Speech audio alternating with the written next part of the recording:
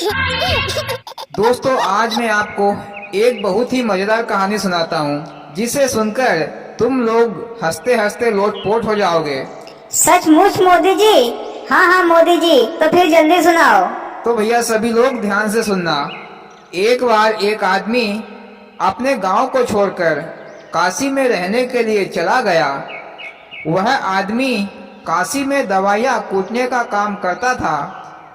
फिर वह आदमी काफी सालों बाद अपने गांव लौटा तो गांव वालों ने उससे पूछा, भैया इतने सालों कहाँ रहे थे? तो वह आदमी बोला, मैं काशी नगरी में रहता था।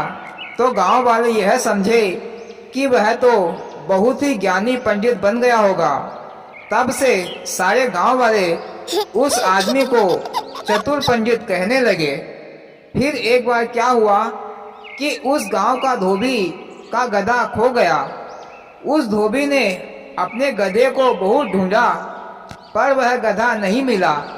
तो धोबी को चतुर पंडित की याद आई और वह धोबी चतुर पंडित के पास आ गया और बोला, पंडित जी मेरा गधा खो गया है, तो आप कोई उपाय बताइए। पंडित जी क्या उपाय बताता? वह तो दवाइयाँ पीसने का काम करता था।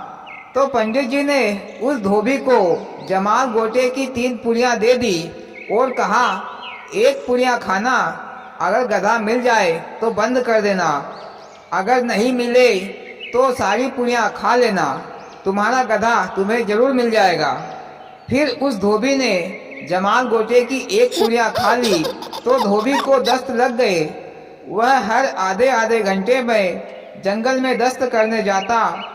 तो उसी दिन गधा धोबी को मिल गया। तो उस धोबी ने उस पंडित की तारीफ की और उसकी पुड़िया की भी तारीफ की। धीरे धीरे यह खबर सारे गांव में हो गई कि पंडित जी को तो जड़ी बूटियों का भी ज्ञान है, कोई भी काम एक ही दिन में कर देते हैं। फिर एक पड़ोसी राजा ने वहां के राजा के ऊपर हमला कर दिया। उस राजा के पास सेना भी कम थी। पड़ोसी राजा ताकतवर था और उसके पास सेना भी बहुत थी। फिर उस राजा को मंत्री ने बताया कि हमारे गांव में एक चतुर पंडित जी रहते हैं, वह काशी से जड़ी बूटियों का ज्ञान भी प्राप्त करके आए हैं। फिर राजा ने उस चतुर पंडित को बुलाया और कहा, पंडित जी हमारे राज्य पर पड़ोसी राजा ने हमला कर दिया है, तो इसका कोई उपाय बताइए। राजा की ये बातें सुनकर पहले तो पंडित जी डर गया और सोचने लगा कि मुझे तो कोई उपाय या दवाई वगैरह नहीं आती, तो मैं क्या उपाय बताऊं या क्या दवाई दूं। फिर कुछ देर सोचने के बाद पंडित जी ने कहा, महाराज मैं आपको पुड़िया दूंगा, आप उन पुड़ियों को अपनी सेना को खिला देना। फिर पंडित जी ने बहुत सारी जमाल गोटे की पुड़िया तैयार की और राजा साहब को दे दी। फिर राजा साहब ने मंत्री से कहकर उन पुड़ियों को सेना को खिलाने के लिए कहा। मंत्री ने सारी पुड़ियाँ सेना को खिला दी तो सारी सेना में खलबली मच गई, सभी को दस्त लग गए।